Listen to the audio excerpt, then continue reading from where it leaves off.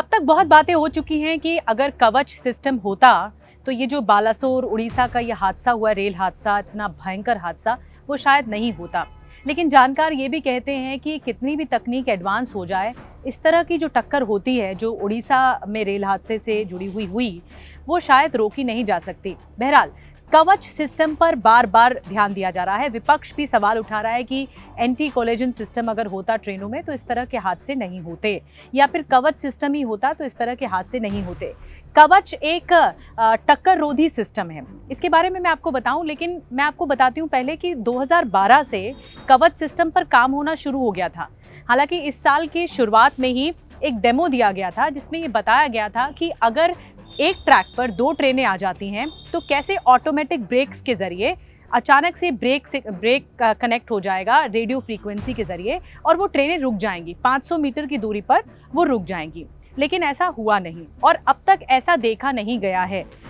एक आधिकारिक आंकड़ा तो नहीं है क्योंकि अब तक राइट टू इंफॉर्मेशन के तहत कोई आंकड़ा भी नहीं आया, लेकिन एक आंकड़ा पिछले साल सामने आया था कि हमारे देश में एंटी कोलिजन जो डिवाइस है वो देश की 65 से 70 ट्रेनों में लगी हुई है, वो डिवाइस, जिसकी वजह से ये हादसे इतने भयंकर रूप में रोके जा सकते हैं।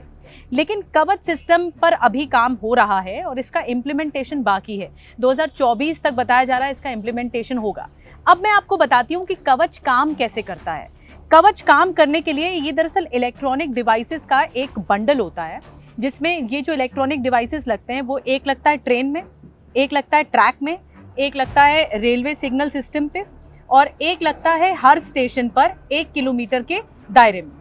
तो हर स्टेशन के अगर 1 किलोमीटर के दायरे में होगा, एग्जाम्पल के तौर पर मैं आपको बता रही हूँ, अगर सपोज जो लोको पायलट है उसने सिग्नल का ध्यान नहीं दिया और वो सिग्नल क्रॉस कर देता है, सपोज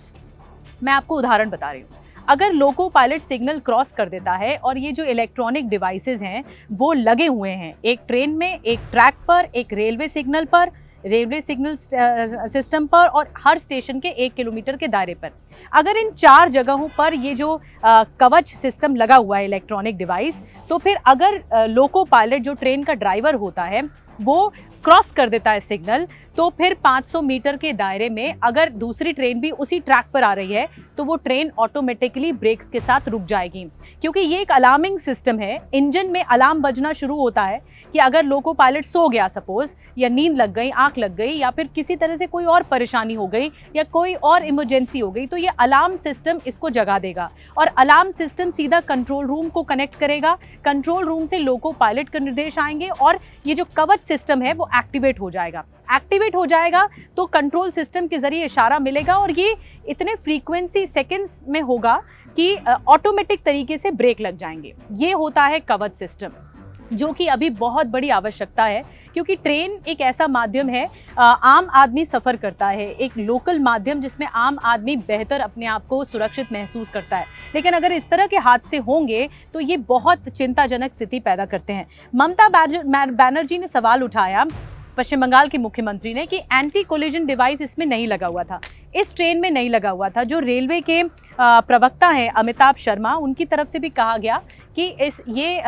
इस ट्रेन में जो कोरोमंडल ट्रेन है या फिर जो दूसरी ट्रेन भी थी हावड़ा एक्सप्रेस, उसमें कोई एंटी कोलिजन डिवाइस नहीं लगा था। अगर लगा होता तो भी जो सिग्नलिंग होती है उससे कनेक्शन होना बहुत ज़रूरी है। अगर सिग्नल से कनेक्ट लॉस हो गया, कंट्रोल रूम से कनेक्ट लॉस हो गया, तो फिर ये हादसा भी नहीं रोका जा सकता था, जानकार ये कहते हैं। अब आपको मैं एक चीज़ और बताती हूँ, ये जो कवच सिस्टम है इस पर काम शुरू हो चुका है। जो पूर्वोत्तर रेलवे है, पूर्वोत्तर रेलवे के 10 रूट्स ऐसे हैं जहाँ पर कवच सिस्टम में काम होना शुरू हो गया है, जिसमें बाराबंकी वाला रूट भी शामिल है। तो अगर ऐसा हो जाए कि जो कवच सिस्टम है हमारी ट्रेनों के सिस्टम में पूरी तरह से इम्प्लीमेंट हो जाए तो इस तरह के हादसे रोके जा सकते हैं। आपको एक चीज़ मैं और बताती हूँ, इसके लिए बजट बाकायदा जारी हुआ और बजट के तहत जो कवच सिस्टम में जो बजट जारी हुआ उसके मुताबिक 467 करोड़ का बजट मंजूर किया गया और शुरुआती दौर में 7 करोड़ का बजट रिलीज भी कर दिया गया ताकि इस पर तेज़ी से काम हो। बहरहाल ये हादसा बहुत अनफॉर्चुनेट था, बहुत दुर्भाग्यपूर्ण हादसा था, लेकिन ऐसा संभव है क्योंकि बाहर के देशों में इस तरह के सिस्टम लगातार एक्टिवेटेड रहते हैं। तभी क्योंकि ट्रेनों की स्पीड बहुत ज़्यादा होती है। अगर ट्रेनों की स्पीड ज़्यादा होगी और इस तरह की कोलिजन का डर होगा तो ये सिस्टम लगना बहुत ज़रूरी है। ये नहीं लगेंगे तो इस तरह के हादसे इससे भी ज़्यादा भीषण हो सकते हैं। तो करना क्या है इस वक्त, मुझे ऐसा लगता है कि यहाँ पर जानकार लगातार ये मान रहे हैं कि सरकार को युद्ध स्तर पर कवच सिस्टम को लगा देना चाहिए सभी ट्रेनों में और हर जोन में, चाहे वो पूर्वोत्तर हो, पश्चिम रेलवेज हो, सदर्न रेलवेज हो या नॉर्दर्न रेलवेज हो, हर जगह ये सिस्टम को पूरी तरह से एक्टिवेट कर देना चाहिए ताकि हो ये कि किसी भी तरह से एक ट्रैक पर दो गाड़ियां आ जाएं तो इस तरह की कोलिजन से, इस तरह की भिड़ंत से या टक्कर से बचा जा सके।